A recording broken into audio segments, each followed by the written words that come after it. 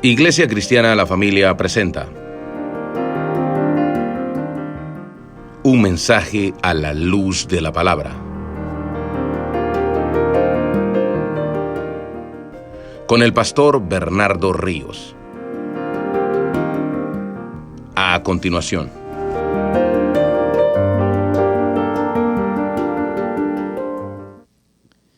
Vamos a estar en pie para leer solo el verso 12 y luego vamos a orar. ¿Lo tenemos? Sígueme ahí con la vista, hermanos. Por lo cual, levantad las manos caídas y las rodillas paralizadas. Vamos a meditar bajo el tema ¿bajo la gracia de Dios o bajo la ira de Dios? Repito una vez más el tema, ¿bajo la gracia de Dios o bajo la ira de Dios? Oramos. Te damos muchas gracias, Señor, por este día, por esta oportunidad que tenemos para poder predicar hoy tu palabra. Bendice a cada uno de nosotros con este sermón. Que toda la gloria, la honra, Señor, y la alabanza sea solo para ti. Y que yo, Señor, me mantenga fiel a tu palabra y al mismo tiempo amoroso con mis hermanos también a la hora en que les hablo, Señor. Perdona mis pecados, dame sabiduría y me pongo en tus manos para que me uses en este momento. Amén. Amén. Pueden sentarse, hermanos.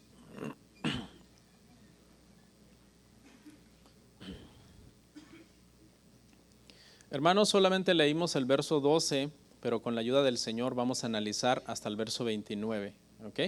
Y con eso vamos a terminar el capítulo 12 de Hebreos, lo cual significa que ya solamente nos restaría un capítulo más, el 13, y con eso vamos a terminar el estudio de esta carta. ¿Cuántos se alegran? Amén. Dios nos ha permitido ir avanzando en este libro y ya casi llegará a su final. El día de hoy, hermanos, tenemos una exhortación para los cristianos. No levante su mano, pero ¿dónde están los cristianos? Y al mismo tiempo tenemos una advertencia a los no cristianos. Una exhortación a los cristianos, una advertencia a los no cristianos. Por un lado, a los cristianos se les exhorta a seguir adelante. Por otro lado, a los no cristianos se les advierte en este pasaje acerca de lo grave que es rechazar la gracia de Dios. A los cristianos se nos exhorta a vivir lo que sabemos.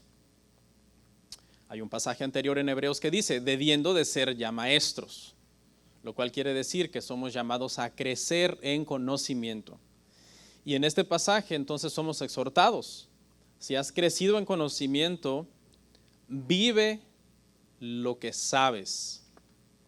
La fe cristiana, hermanos, es como una moneda, y una moneda sabemos que siempre tiene dos caras, ¿verdad? Cuando tomamos una moneda en nuestras manos y la lanzamos al aire, siempre hay dos posibilidades, dos probabilidades, que caiga una cara o caiga la otra. En una cara de nuestra vida cristiana, hermanos, está nuestro conocimiento de su palabra. Somos mandados a conocer la palabra, a escudriñarla, a conocer la voluntad del Señor.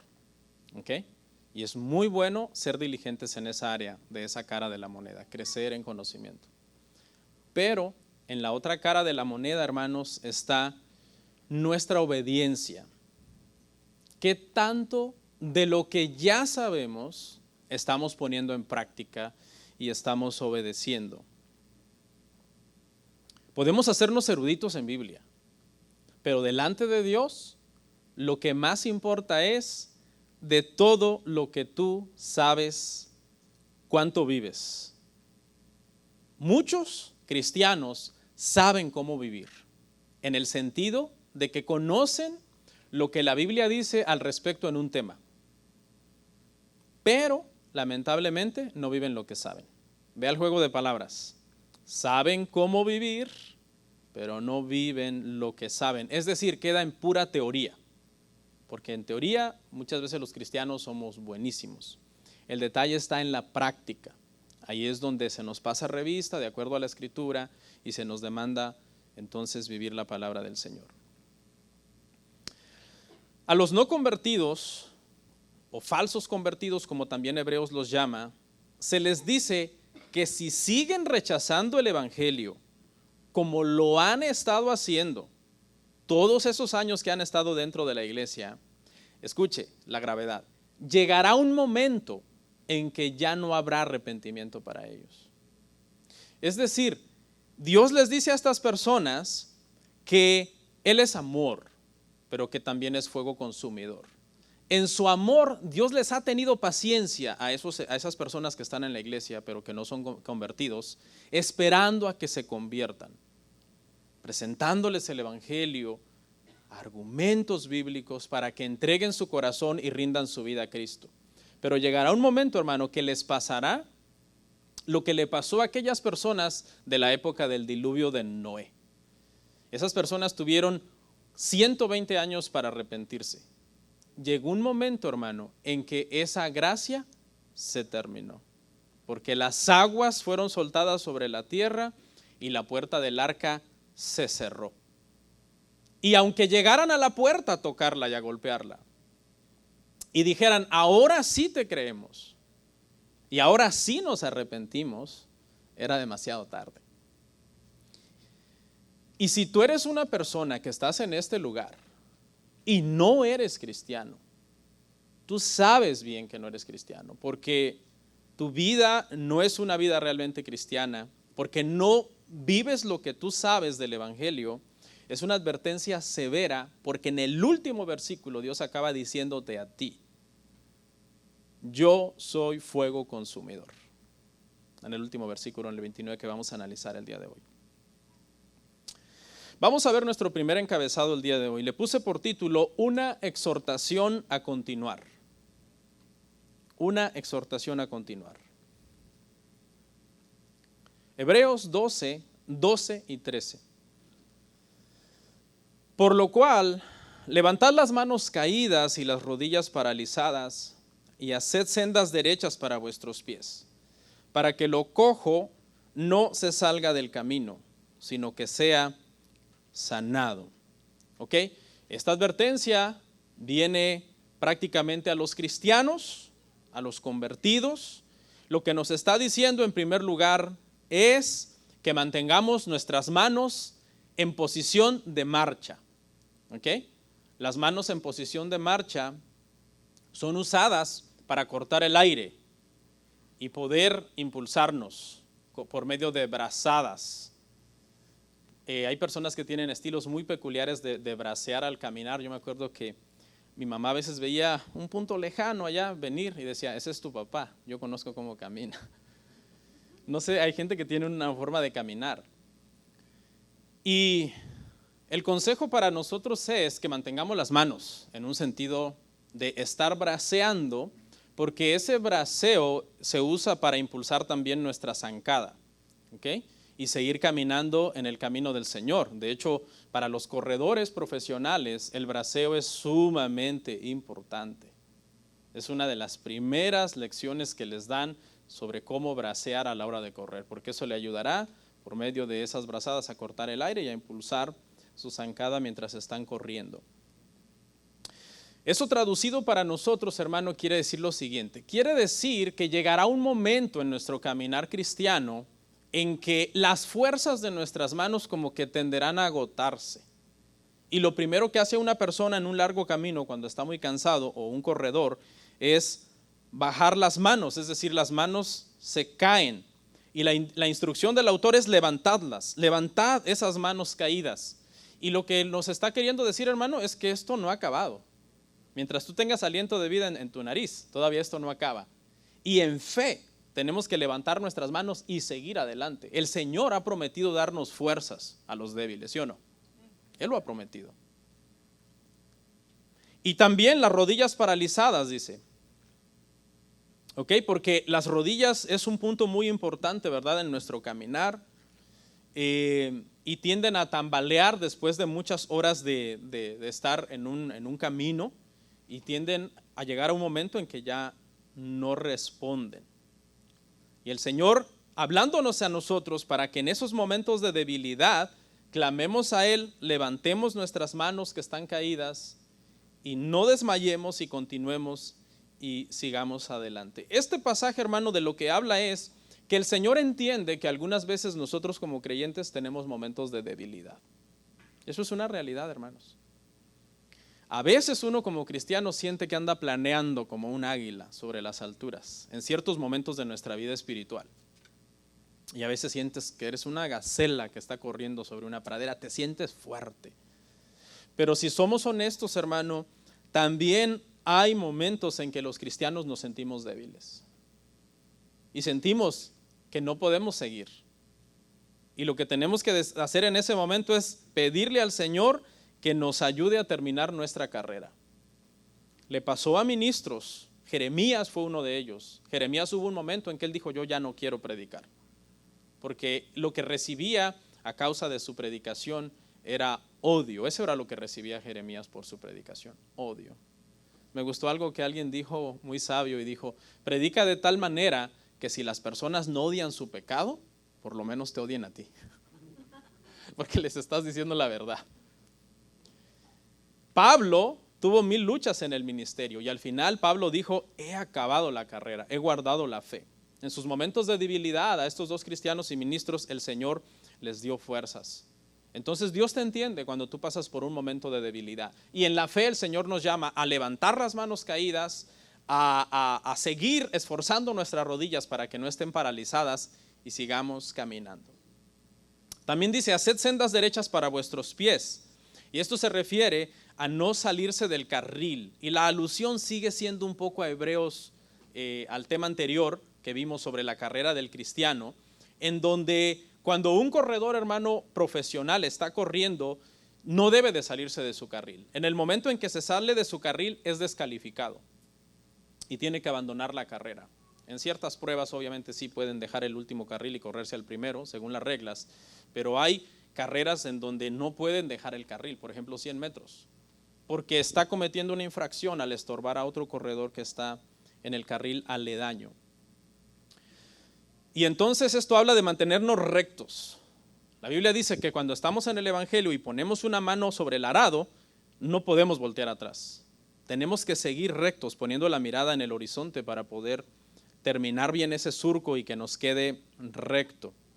Pero sendas también aquí en el contexto histórico, hermanos, se refiere que cuando un carruaje pasaba sobre un camino, las llantas de ese carruaje dejaban huella, una especie de pequeños surcos. Los que son de pueblo saben de qué estoy hablando. Y entonces cuando una persona se ponía en ese camino, si quería llegar al destino donde había llegado ese carruaje, simplemente podía seguir esos surcos o esas sendas. Y habla, hermano, de la huella que nosotros como cristianos vamos dejando para que otras personas a nosotros nos sigan. ¿Okay? Nosotros podemos ser de bendición, hermano, para otras personas cuando nuestro caminar en Cristo es un caminar recto, cuando es un caminar íntegro, en donde estamos tratando de esforzarnos por vivir y hacer la voluntad del Señor, hermanos. Y dice la instrucción: ¿para qué? ¿Para qué manténganse rectos? Dice: para que lo cojo no se salga del camino, sino que sea sanado. Y aquí lo cojo, hermano, el autor se refiere a los débiles que nos están mirando. A ellos se refiere. Y lo que quiere decir es que si nosotros como cristianos no caminamos rectamente en el camino del Señor, los débiles que nos estén mirando a nosotros, hermano, les vamos a servir de tropiezo, porque ellos van a creer que así es el cristianismo. El cristianismo mediocre que tú le estás modelando a los demás, dicen: pues así es, y no es así. Lo que pasa es que tú eres mal cristiano y estás sacando del camino a esos débiles, del camino correcto. Tenemos que ser cristianos, hermano, confiables en nuestro caminar, de tal manera que podamos decir de limpia conciencia: mis hijos me pueden seguir. Y si mis hijos un día son cristianos, por lo menos al nivel que yo he sido cristiano, me doy por satisfecho. ¿Podrías decir eso tú con limpia conciencia? No me respondas. ¿Ok? Pero si somos malos cristianos, hermano, acabamos desviando y sirviendo de tropiezo a los débiles.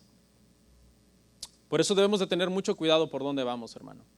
Porque hay personas que están imitándonos a nosotros. Fuimos llamados a hacer dos cosas, luz y sal. La luz alumbra el camino. La oscuridad no sirve para el camino. La sal evita la corrupción. La sal insípida no evita la corrupción, corrompe. Entonces, lo contrario de ser luz es que seas tinieblas. Y en lugar de iluminarle el camino a alguien para que venga a Cristo, se lo oscurezcas. Y lo contrario de evitar que las personas se hundan más en el pecado es que tú te los lleves a pecar. Y en lugar de ser sal que conserva, eres sal insípida que corrompe. La sal insípida en la Biblia es llamada que no sirve ni para ser echada al muladar.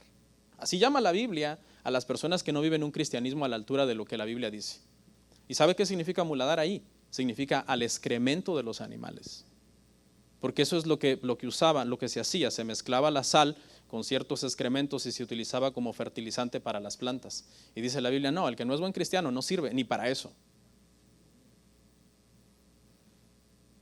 Nuestro testimonio, hermanos, debe de glorificar a Dios. No somos perfectos, nadie lo es. Pero con un buen testimonio, hermano cristiano, podemos ser de bendición para otras personas, para que se acerquen al Señor. Nuestro segundo encabezado dice, una exhortación a la paz y la santidad. Una exhortación a la paz y la santidad. Lea conmigo el verso 14, el que sigue, Hebreos 12:14.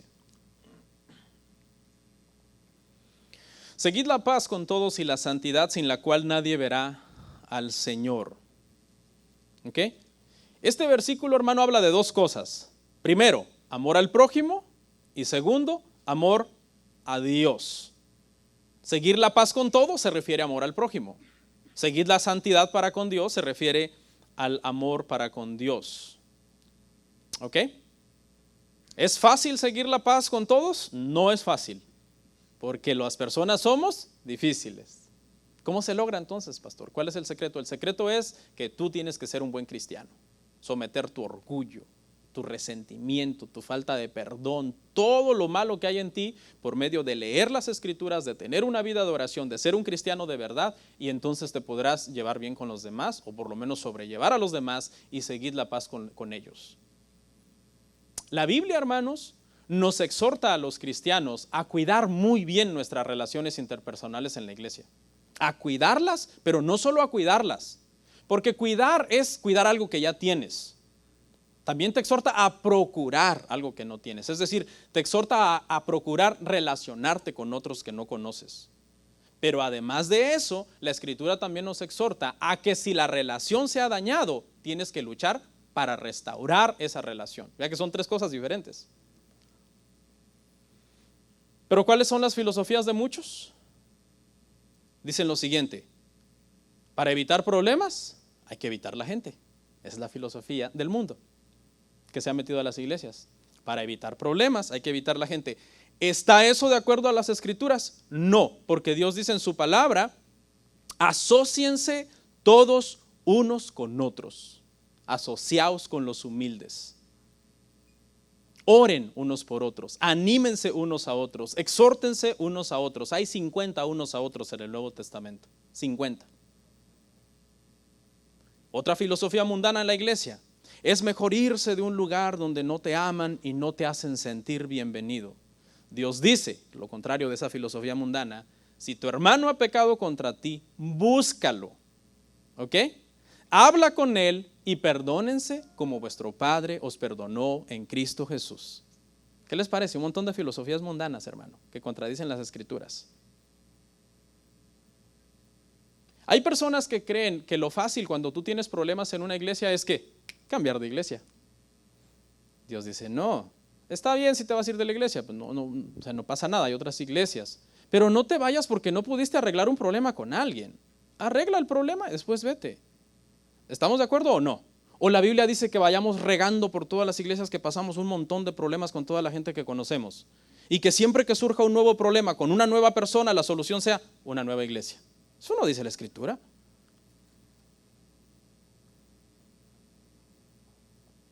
Muchos dicen esto, la otra filosofía mundana: si me hablan, hablo. Si no me hablan, no hablo.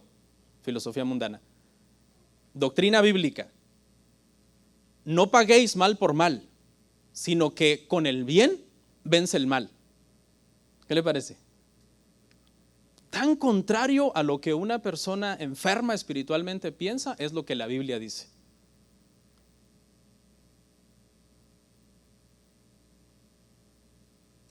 Muchos dicen, no, porque la iglesia está llena de hipócritas, mejor me voy al mundo. El mundo está lleno de hipócritas, mejor vete del mundo. Alguien dijo sabiamente, es mejor pasar un cierto tiempo con unos cuantos hipócritas en la iglesia que pasar la eternidad con todos los hipócritas del mundo en el infierno. Eso es seguir la paz con todos. Seguir la paz con todos es aplicar los versículos bíblicos que nos enseñan cómo debemos relacionarnos unos con otros, cómo debemos perdonarnos unos con otros. Esto es para maduros, por eso es una exhortación a cristianos a seguir adelante en su carrera en la fe y no estar usando cualquier excusa de problemas de la iglesia para abandonar la carrera. Seguid la santidad sin la cual nadie verá al Señor. Este verso no enseña salvación por obras, hermano. Tienes que ser santo primero y ya después el Señor te va a salvar. No es así. Sino son los frutos de los salvos. Los salvos buscan la paz con la gente y los salvos, hermano, buscan la santidad para con Dios. El resumen de este verso es el siguiente, escuche. A Dios le das tu corazón limpio y a tu prójimo una vida íntegra. Tú no le puedes dar tu corazón a tu prójimo, pues eso es antibíblico, ¿no? ¿A quién le das tu corazón limpio? A Dios. ¿Y a tu prójimo qué le das? Le das un buen ejemplo, un buen testimonio, una vida íntegra, un servicio a nuestro prójimo. Y ese es el resumen de este versículo, para probar realmente en dónde estamos en la fe los que decimos que somos cristianos. El encabezado que sigue, el tercero, se llama una exhortación a la vigilancia. Una exhortación a la vigilancia, hermanos. Leamos Hebreos 12 del 15 al 17, por favor.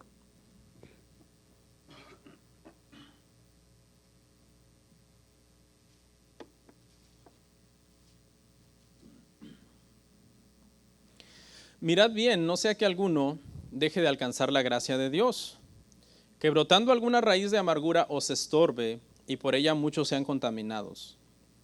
No sea que haya algún fornicario o profano como Esaú, que por una sola comida vendió su primogenitura.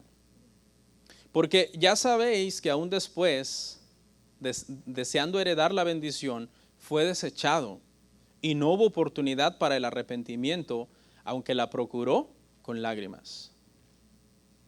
Mirad bien, viene de una palabra griega episcopeo, de donde viene episcopo, que es la palabra para obispo, y su significado es sencillo, significa supervisarse unos a otros. Aquí este mirad bien habla de ver bien por tu vida espiritual y ver por la vida espiritual de tus hermanos. Pongan atención a esto, hermanos. Tú tienes el derecho y la obligación de ver por la vida espiritual de los demás dentro de la iglesia. Esto para muchos es, ¿what? Nadie se puede meter en mi vida. Que me mantengan primero si quieren. Filosofía mundana. Filosofía mundana. Consejo bíblico, mirad bien por tu vida espiritual y por la vida espiritual de tus hermanos. ¿Ok? Hermanos, parte de nuestra santificación es rendir cuentas a alguien. Es bien importante rendir cuentas a alguien. Ríndele cuentas a tu esposa, a tu esposo, ríndele cuentas a un anciano, a la autoridad espiritual de la iglesia, a otro hermano que es tu amigo, ríndele cuentas. Cualquier hermano en la fe que se considere tu amigo, tu hermano que te ama, está en todo su derecho de pedirte cuentas. Hermano, veo esto en ti.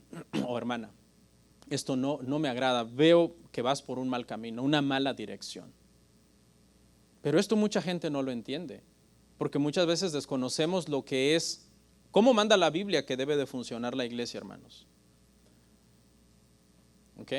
No solamente debemos seguir instrucciones del jefe en el trabajo, sino también debemos recibir exhortación del pastor en la iglesia, para que el pastor que está viendo espiritualmente, discerniendo espiritualmente nuestra vida, nos aconseje y nos corrija. Pero pues como hay tanta iglesia, me corrigen y me voy. En el trabajo sí te pueden decir de todo y te vuelves más fiel al trabajo.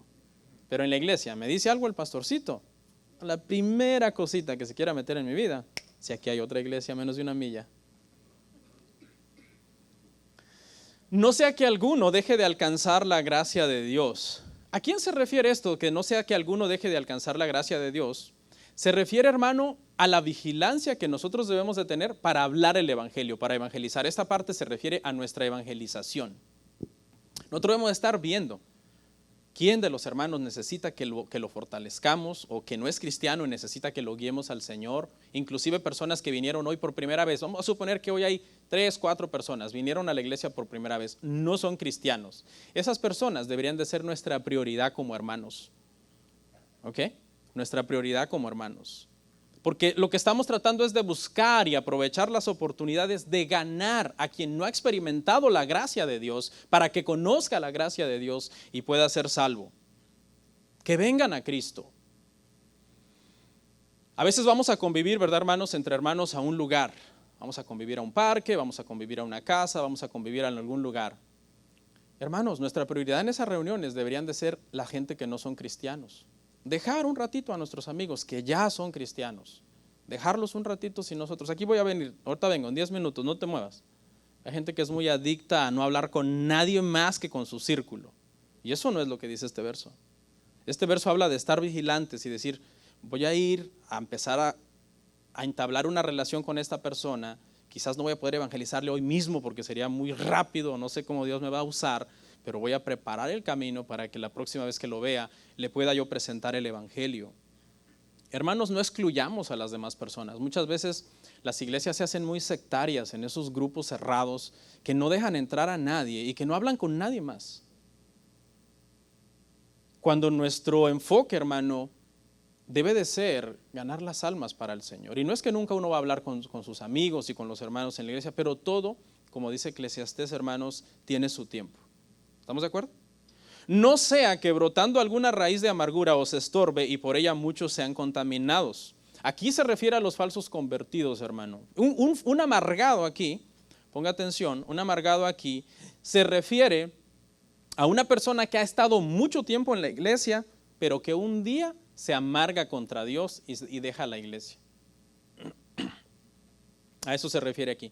Y esta persona que por muchos años ha estado en la iglesia, pero que no es cristiano, tú pensaste que era cristiano, pero no es, cuando se amarga contra Dios y está cerca de ti, tiende a contaminarte, tiende a dañarte, a afectarte, espiritualmente hablando. Porque esta es la persona que empieza a renegar contra Dios, a renegar contra la iglesia, contra los hermanos, que mira, mi caso no lo manejaron como yo quería y que no sé qué, y te cuenta su versión de la historia. Siempre venga por la versión, hermano, también de la iglesia. Hermanos, ¿qué pasó? Para que nosotros también le demos la versión de lo que pasó con estas personas, porque estas personas lo que hacen, dice, es que estorban y hacen que muchos sean contaminados. ¿Cómo sabemos que estamos interpretando bien el verso? Porque a continuación el Señor cita un ejemplo de estos amargados. Es Esaú. Dice, no sea que haya uno en la iglesia, un fornicario, un profano. ¿Como quién? Como Esaú. ¿Quiénes son los Esaú? Los Esaú son personas que parecen cristianos y son incrédulos. Son incrédulos. Hay que estar vigilante con los Esaús dentro de la iglesia. Dicen ser cristianos, pero no son espirituales. No le interesan las cosas de Dios. Ellos van a la iglesia, pero por alguna razón extraña, a ellos no les interesan las cosas de Dios. Ya cuando se trata de aplicar la palabra a su vida, no la aplican. ¿Cómo era Esaú? Bueno, pues Esaú era una persona que las cosas, las bendiciones espirituales de Dios no le importaban. Dice, ¿yo para qué quiero esa primogenitura? Dame un plato de comida, yo te la vendo. Y la Biblia dice que cuando rechazó la primogenitura, a quien estaba rechazando era ¿quién? A Dios. Era quien estaba rechazando. Entonces, estos Esaú, hermano, ¿pero qué hizo Esaú cuando llegó el tiempo de la bendición? Quería la bendición, ¿ah? Los Esaú, hermano, en la iglesia son personas que quieren la bendición de Dios, pero no la responsabilidad de ser hijos de Dios. Porque a eso es a lo que renunció Esaú. Él renunció a la primogenitura y con eso menospreció a Dios. Pero cuando llegó la hora de la bendición, hasta lloró, hermano, hágame favor. Procurando, dice con lágrimas, Padre, ¿no tienes otra bendición para mí? Sí, claro, le dijo Isaac, pero una secundaria, servirás a tu hermano y él se enseñoreará de ti. ¿Jacob era perfecto? No. Jacob tenía sus defectos también al igual que Esaú. Pero ¿sabe qué? Jacob valoraba las cosas espirituales, anhelaba la primogenitura. Llegó del campo y lo primero que pensó fue, como era astuto, ¿cómo le quito la primogenitura a este? Él anhelaba estar con Dios. Por eso cuando va huyendo y habla con Dios, hace promesas a Dios. Y todo, si usted lee la vida de Jacob, aunque no era perfecto, lea su vida, no era perfecto, pero siempre está hablando con Dios. Que Dios, si tú me llevas allá y me traes, yo te voy a dar esto. Señor, que yo voy a hacer esto por estas mujeres y por los ganados de Labán. Y si me llevas con mi hermano Esaú, y siempre está hablando con Dios. Fue desechado, dice hermanos, Esaú, y no hubo oportunidad para el arrepentimiento, aunque la procuró con lágrimas. Y esto habla de la gente que por muchos años, hermano, ha estado fingiendo en una iglesia ser cristiano. No es, y aunque usted no lo crea, este verso lo que dice es que llegará un momento que no habrá más arrepentimiento para ellos. Aunque lo procuren con lágrimas, aunque lloren, no habrá más. Por haber rechazado la gracia de Dios. En lugar de estar bajo la gracia de Dios como están todos los demás, llegan a estar bajo la ira de Dios. Y la procuró con lágrimas, pero eran lágrimas como las de Judas, porque Judas también sintió remordimiento de entregar al Señor. Ay, ¿qué he hecho? He entregado sangre inocente. Lágrimas de hipocresía. El cabezado que sigue, hermanos, el terror del antiguo pacto. El terror del antiguo pacto, Hebreos 12, 18 al 21, porque os habéis acercado al monte, porque no os habéis acercado al monte que se podía palpar y que ardía en fuego, a la oscuridad, a las tinieblas y a la tempestad, al sonido de la trompeta y a la voz que hablaba, la cual los que lo oyeron rogaron que no se les hablase más, porque no podían soportar lo que se ordenaba.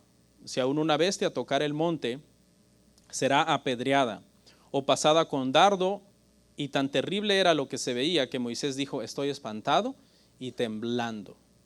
Esta descripción aquí, hermanos, es una descripción gráfica de lo que fue cuando Dios se reveló en el monte Sinaí, reveló su santidad.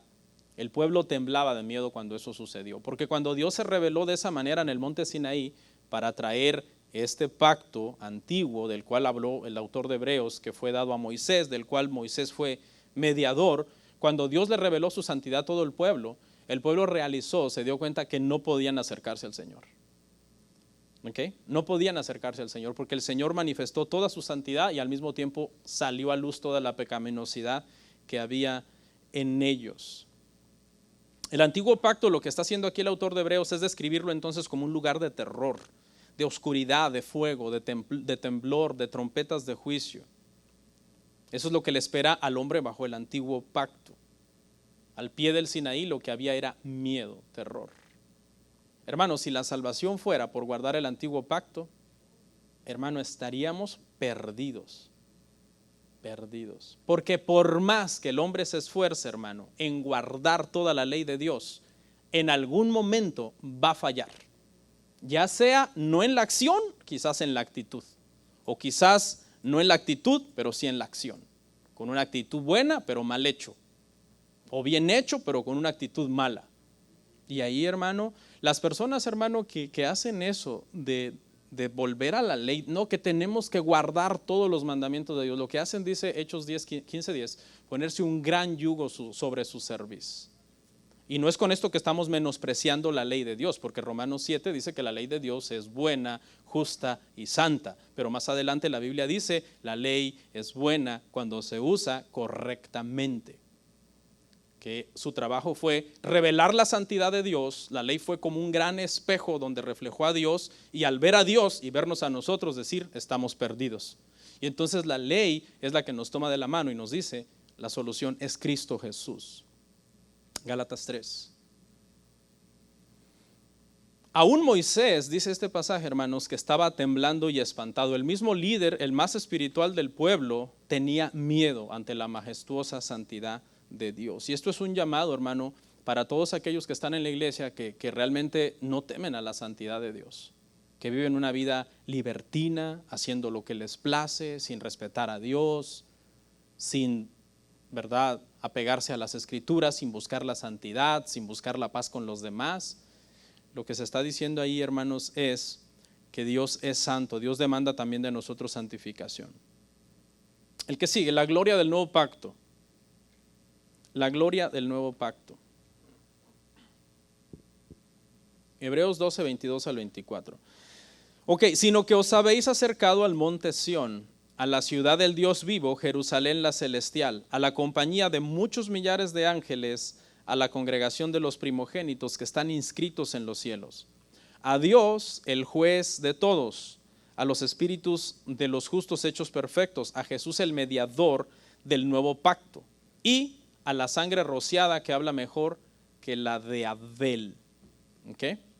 Dice, no, ustedes no están al pie del Sinaí, donde lo que hay es oscuridad, terror, temblor, miedo. Ustedes están al pie del monte Sión, y esto habla de la gracia. Un contraste entre Sinaí, la ley, monte Sión, la gracia. El antiguo pacto en Sinaí, la gracia en el monte Sión. Y la enseñanza es esta: por la ley nadie se puede salvar, pero por la gracia cualquiera. Escuche, no estoy diciendo todos, cualquiera. ¿Y qué quiere decir eso de cualquiera? Gálatas 3:28. En Cristo ya no hay judío, ya no hay griego, no hay hombre, no hay mujer, no hay esclavo, no hay libre. Quien sea, de cualquier nacionalidad, de cualquier cultura. La ley te confronta con los mandamientos. ¿Y qué haces? Pues sentirte que estás perdido. ¿Ok? Porque aunque los mandamientos son buenos, ¿quién los cumplió? Dígame, ¿quién los cumplió en el Antiguo Testamento? Nadie. ¿Ok? La gracia nos presenta el perdón y la salvación. El Sinaí era aterrorizador y decía, no se acerquen. El monte Sión es invitador y dice, vengan, venid a mí todos los que están cargados, los que están trabajados, yo os los haré descansar. Y habla entonces, hermano, de que en el nuevo pacto entramos entonces en la adoración a Dios. Mire, dice, en la compañía de millares de ángeles. No es que estaremos adorando a los ángeles, sino que estaremos unidos en el propósito de adorar a Dios. Nos uniremos no solo a los ángeles, sino a todos los santos del Antiguo Testamento. La congregación dice de los primogénitos, donde Dios será el Dios de todos los espíritus de los justos hechos perfectos. Esta parte se refiere a todos los santos del Antiguo Testamento. Allá nos toparemos con ellos, nos encontraremos con ellos, personas que por fe fueron salvos, por la fe en el Cristo que había de venir, en quien nosotros también somos salvos. Entonces, en la ley, aquí el autor de Hebreos en estas dos partes, hermano, lo que está tratando de hacer es esto, está tratando de decir que había una gran distancia entre el pecador y Dios, una distancia infranqueable por medio de obras humanas, por medio de nuestras buenas obras. ¿Qué fue lo que Dios hizo? Lo que Dios hizo fue que por medio de Cristo se hizo cercano a todos nosotros. Tan cercano se hizo Dios, hermanos, a nosotros en Cristo Jesús, que se hizo hombre y se identificó plenamente con nuestras luchas, con nuestros dolores, y llevó en la cruz del Calvario nuestros pecados. Así de cercano se hizo Dios. Después de que en el monte Sinaí parecía tan distante y tan terrible acercarse, ahora es el mismo Dios el que nos acerca a Él, nos trae a Él por medio de Cristo, y cuando venimos a Cristo, Cristo nos dice, tranquilo, porque si tú has venido a mí, yo no te echo fuera. Y por último, una exhortación a no rechazar el Evangelio. Una exhortación a no rechazar el Evangelio. Leemos Hebreos 12, 25 hasta el 29, hermanos.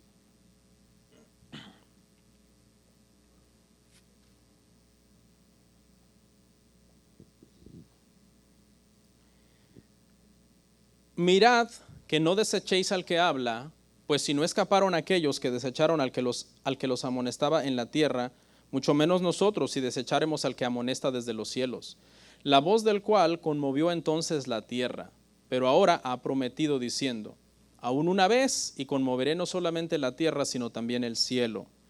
Y esta frase, a una vez, indica la remoción de las cosas movibles como cosas hechas para que queden las inconmovibles. Así que recibiendo nosotros un reino inconmovible, tengamos gratitud. Y mediante ella sirvamos a Dios agradándole con temor y reverencia, porque nuestro Dios es fuego consumidor. En la sección anterior dice que la sangre de Abel, que clamaba, hermano, desde la tierra, venganza.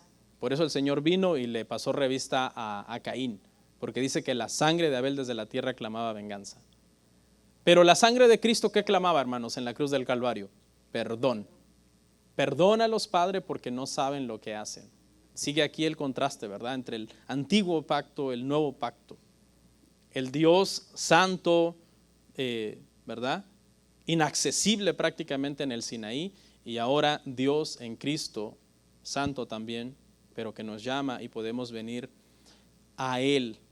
Dice que no escaparon los que desecharon la amonestación en la tierra, menos los que desechen al que amonesta desde los cielos. Y sigue el contraste, o sea, si aquellos que rechazaron el antiguo pacto, donde Moisés fue el mediador, ¿qué les esperará a aquellos que rechacen a Cristo y su mensaje, los que rechacen al Evangelio, al mismo Hijo de Dios, que fue enviado desde los cielos? ¿Usted sabía, hermano, que Cristo es el único que ha venido desde los cielos? Nosotros no hemos venido desde los cielos. Mucha gente tiene esa concepción, que por cierto es mormona, que nosotros existíamos en el cielo como almas y que estábamos esperando un cuerpo, y que en el momento en que fuimos engendrados por nuestros padres, entonces a nuestra alma se le asignó un cuerpo y ahí ya nacimos en esta tierra. La Biblia dice que el único que vino del cielo es Cristo, porque Él ya existía allá, ¿ok? En espíritu. Fue encarnado y nació, nosotros no. Yo me quedo con la postura que enseña que nuestra alma y nuestro cuerpo fueron creados al mismo tiempo, en el momento de la concepción, ¿ok? Y entonces, hermano, nosotros no venimos del cielo, ¿ok? Vamos para allá. Que lo más correcto sería decir también que Cristo viene para acá, y el cielo va a ser donde Él esté y donde nosotros estaremos con Él, ¿ok? Pero póngase a pensar, hermano, rechazar al que vino del cielo y su mensaje, hermano, traído directamente desde el cielo, dado por el Padre. Esas personas, lo que les espera este pasaje dice, rechazar ese mensaje les espera fuego consumidor. Fuego consumidor. Dice, conmoveré la tierra, conmoveré el cielo. Y habla, hermanos, de ese temor, esa reverencia que se debe tener por nuestro Señor Jesucristo. Así que, hermanos, el mensaje creo ha sido claro. Es una exhortación para los cristianos. Estamos en Cristo, sigamos en Cristo. Estemos firmes. Sigamos corriendo, hermanos, sigamos avanzando. Levantemos las manos caídas, póngase pomada en las rodillas y vámonos. Dicen por ahí cómicamente que una buena pomada para las rodillas es rodillol, que consiste en orar, en arrodillarnos para orar. No, estoy hablando espiritualmente, ¿no? No vaya a pensar, ya no voy a ir al doctor para la reuma. No, estoy hablando espiritualmente. Estoy hablando de que nuestras fuerzas, hermano, ¿dónde están? En el Señor están nuestras fuerzas. Pero también no olviden, los que están aquí y que no son cristianos, que hay una advertencia para los que no son cristianos. Y la advertencia es, para los que están bajo mi gracia, lo que les espera es adorar con millares de ángeles, estar junto a los espíritus de los santos hechos perfectos. Pero a ustedes que han rechazado la gracia hasta el final, llegará un momento en que no habrá más arrepentimiento para ustedes, sino que lo que habrá es fuego consumidor. Oramos. Comparte, suscríbete, dale like. Gracias por tu sintonía. Hasta la próxima. Bendiciones.